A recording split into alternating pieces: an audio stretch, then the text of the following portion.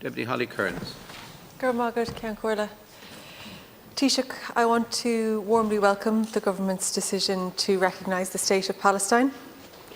The Social Democrats have long called for the government to match its strong words on the carnage in Gaza with action, and this is a powerful move which sends a commanding message.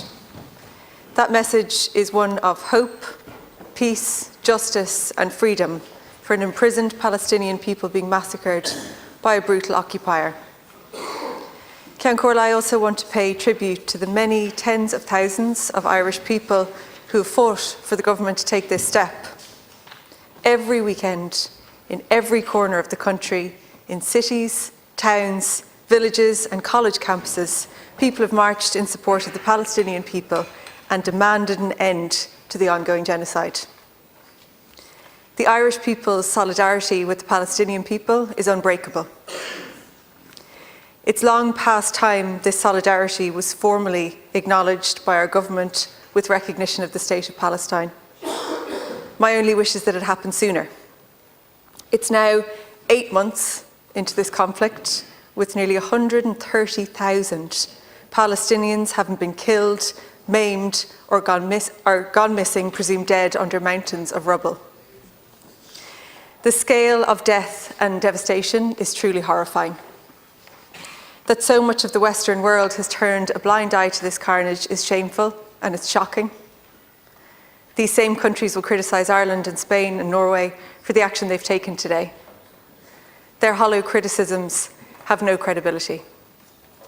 Any country which provides weapons being used to slaughter 15,000 children has abandoned not only the rule of law, but any shred of moral authority.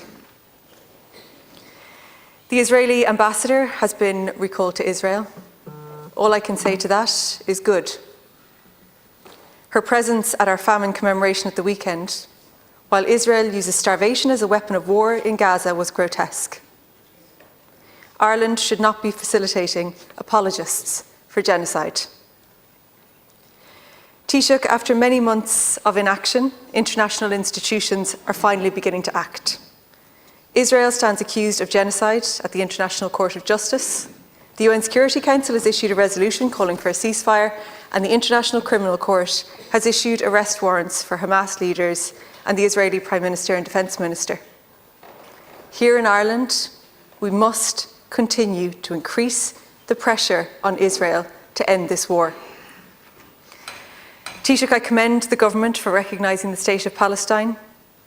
Will you now take the next step and enact the Occupied Territories Bill and the Illegal Israeli Settlement Divestment Bill, and commit to enforcing any ICC warrants issued against Israel and Hamas leaderships? Thank you, Deputy Cairns. Taoiseach. I want to thank Deputy Cairns for her contribution. I want to acknowledge her long-standing support and that of her party for the recognition of the State of Palestine. Indeed, I'm proud to be Taoiseach in a country where I think there has been for a significant period of time a political consensus around the importance of this. We have division in this House on many occasions, that's right and proper in a Parliament and a Dáil, but there are rare moments where I think we can be unified in speaking with one voice for the people of this country who wanted us to recognise the State of Palestine. And they don't do that naively, and they don't do it, as some of our critics say today, to a virtue signal. They do it because they passionately believe in a two-state solution. They do it because they believe that, forget for a moment governments and political figures, they believe that the people of Israel and the people of Palestine have a right to live side by side in two states in peace and in security. And if you believe in a two-state solution, it's important that you recognise the existence of two states. So you said you wished it happened sooner, and I can understand why you would say that. So it was always our wish, and I believe the wish of other countries who've recognised Palestine today, to move as part of a peace process. But sadly, we're at a time where a just and comprehensive peace settlement seems further away than ever, perhaps, and you can't wait forever to recognise the State of Palestine. I'm really pleased that we managed to move in lockstep with some other countries, with Norway and with Spain. I think the three countries have powerful track records and history in terms of the Middle East and wanting to see peace and wanting to see a two-state solution. And I expect other countries to now follow. in the coming weeks, and indeed you'll have heard a number of other countries in recent weeks indicate their wish to follow, but they all have, I'm respectful of the fact that everyone has their own national processes as well.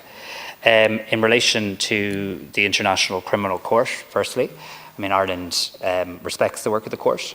I am conscious that the prosecutor has sought a certain position, and now I believe the judges of the criminal court need to make a decision on that, and I don't wish to cut across that. But Ireland will obviously always abide by the rules of the International Criminal Court, as I would expect to be the case. In relation to the issue of the Occupied Territories Bill, and we debate and discuss this on a regular basis, there is clear legal advice to the government on this, and that legal advice in short is that trade agreements are a European competency.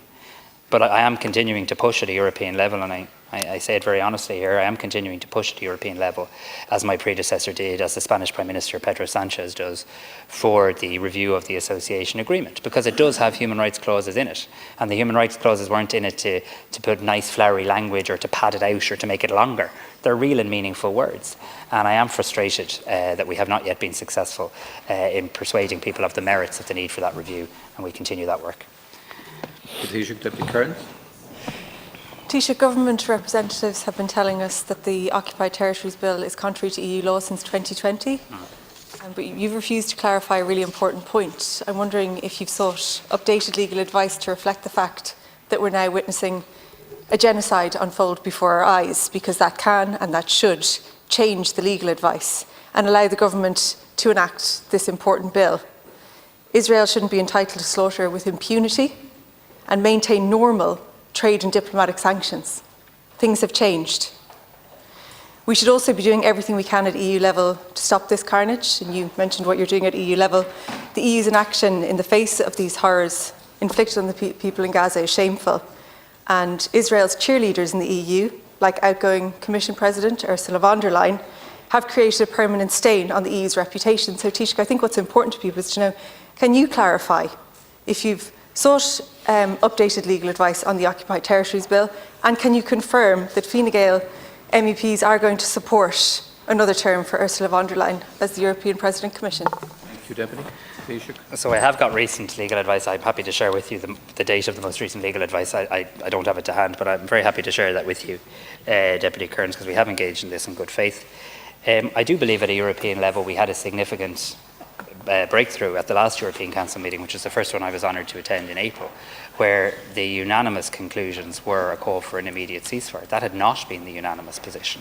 Myself and Minister Karen McNeill were in Brussels for that, and that includes the view of the President of the European Commission, President von der Leyen. We want to see an immediate ceasefire, an immediate cessation of violence. We want to see an immediate release of all the hostages. We want to see unimpeded access to humanitarian aid. But I do think we also have to ask ourselves this point in Europe and in other parts of the world.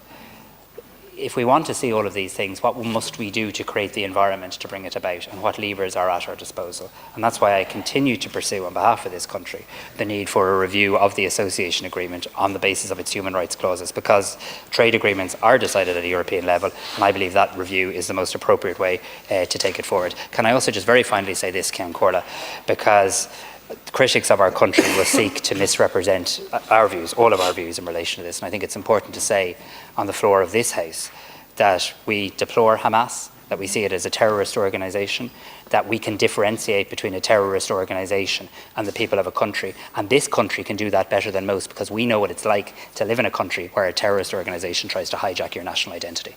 Thank you, Taoiseach. Deputy